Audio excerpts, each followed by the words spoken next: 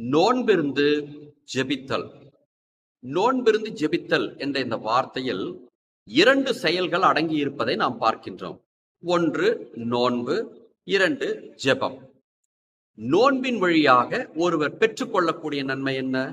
அவர் தன்னையே ஒடுக்குகின்றார்.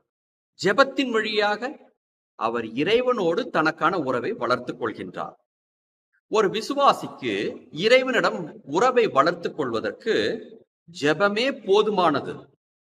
அப்படி இருக்கும் பொழுது ஒருவர் ஏன் நோன்பிருந்து ஜெபிக்க வேண்டும் என்ற கேள்வி இங்கு எழுகின்றது. ஏனென்றால் இன்றைய முதல் வாசகத்தில் அப்படித்தான் சில பேர் நோன்பிருந்து ஜெபிக்கின்றார்கள். நாம் நோன்பிருக்கும் போது என்ன நிகழ்கின்றது? நாம் நோன்பிருக்கும் பொழுது ஒருவர் தன்னைத்தானே ஒடுக்கிக் கொள்கின்றார். தன்னைத்தானே ஒருவர் ஒடுக்கிக் கொள்ளும் பொழுது என்ன நிகழ்கின்றது? அவருக்கு தன்னை பற்றிய சிந்தனை கொஞ்சம் கொஞ்சமாக அகல ஆரம்பிக்கின்றது. அதாவது சுயநலமான எண்ணமானது அகல ஆரம்பிக்கின்றது.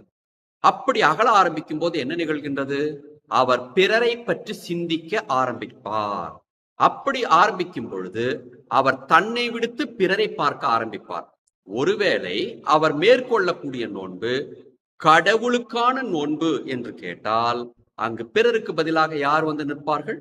கடவுள் வந்து நிற்பார். ஆக நோன்பிருக்கும் பொழுது ஒருவர் தன்னையே முற்றிலும் அழித்துக் கொண்டு கடவுளை அந்த இடத்தில் கொண்டு வந்து வைக்கின்றார்.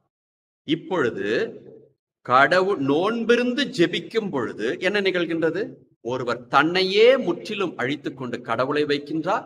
அந்த அளவோடு கடவுளிடம் 100க்கு 100 ஜெபம் செய்யும் பொழுது உறவும் கொள்ள முடிகின்றது.